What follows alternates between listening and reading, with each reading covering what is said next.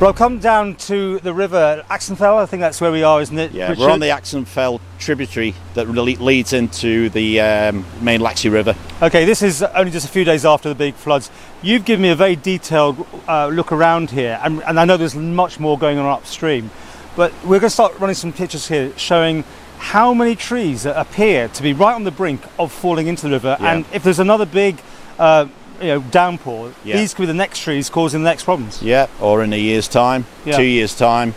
I mean, it's just lack of maintenance. You know, the MUA were told about this months ago by Garth commissioners about there's a huge, massive pile lying up here, and it's been washed down onto that weir. That's what's caused the problem. If you looked on the weir, most of that wood was dead wood. There was a couple of new ones. There was a couple of new trees, yeah. I think they were the initial blockers. But any of these look like they could fall in, and they're growing, right? So they could be swept down on the next. Well, you can tell yourself. Yeah. You're not a forester, are you? No. But you can tell that there's not much time for these trees, and I've gone further up the glen as far as I can go, but then the path runs out.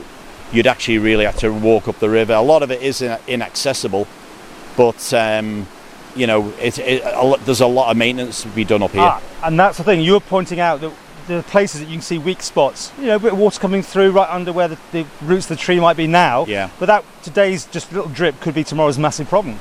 Well, I mean, we had 107 millimetres of rain. You can imagine the height of the water here. It was right up over the banks, so there's a lot of power there, and it'll pull these trees out no problem. What's the solution then? More maintenance. Yeah. That's all. 4 years ago they were told about all these problems up here, and nothing was ever done.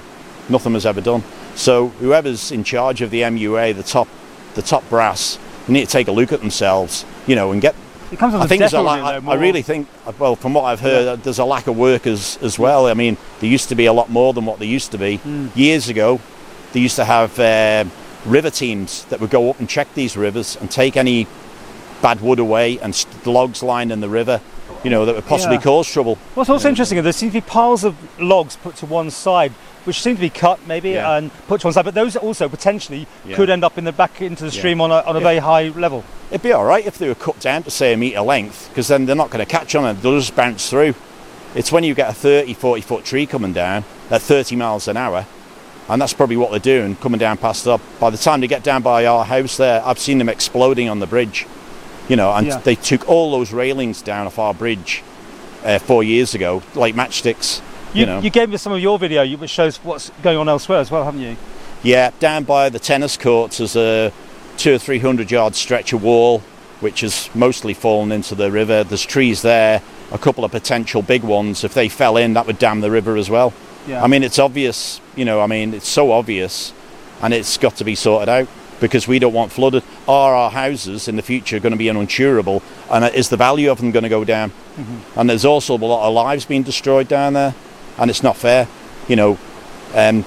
The bosses need to get up here, the ones who are behind the desks, the one making the decisions, get up here and have a look and see what the real problem is.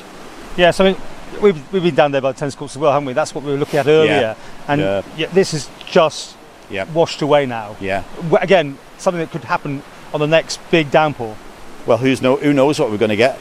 We are getting more water now. I'm Manx born and bred, but I've never seen the likes of this rain we're getting now. It's obviously getting more water, so they're going to have to do more maintenance. Laxey's always going to get bad, isn't it? Because I think you pointed out to me before we started the interview that it's the one village that's right at the bottom of the whole system leading into the water, into the sea. Yeah, and you've got a few hundred houses that are in danger of getting totally flooded like they did the other day, and people's lives ruined. But this was all man-made as far as I'm concerned. They should never have done that contract coming flood season either, to punch that hole through the main wall that's been there probably since the late 1900s, early 1900s. I mean, it just beggars belief, really. Now, there's a big meeting on Thursday in Laxey, and there's quite a lot of anger I'm gathering clearly from people. I mean, we'll have to wait for that one, because I wouldn't like to be in their shoes anyway. But I mean, you can be forceful. You've got to be forceful in what you say, but you can't be shouting and saying bad things either. But there's all going to be we're going to keep the pressure up. and all the people down there are going to keep the pressure up as well. If it takes 10 if we have to have another meeting and another one, we'll keep at it, and we'll protest if we have to, because it's bang out of order. Insurance, you mentioned, it's going to be a massive issue now, isn't it? Who's going to pay up? Will you get house insurance in the future? You're okay, but you again, some more video on the day of, just showing what was going on. It's quite incredible. Yeah, I mean, the water at our back door was 4 foot high. You know, luckily the door held, kept some of it out. We got a few 10 mil of water, but there's still thousands of pounds worth of damage. But people up there, they've had all their purse, 7 foot of water.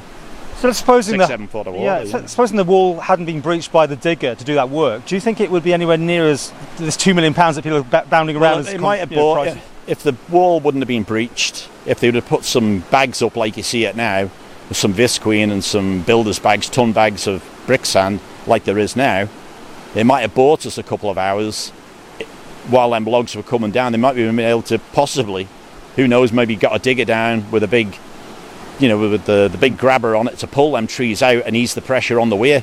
But might have bought us a couple of hours, but as soon as that wood come down and hit that weir, I mean, there was a sudden small surge of water, and that's when you've seen the fire truck getting pushed backwards. Yes.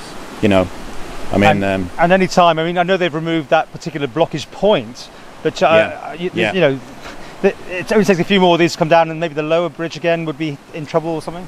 Well, I think because it all got backed up, the water, I mean, it's hard to say, but I don't think there would have been as much damage. There would have been some flood damage, but nothing like we had, because, I mean, coming down, if you've got a river coming down the road where you've got houses lined both sides and the road tilts to one side, and you've got houses that are dropped below the road surface as well, you're going to have disaster.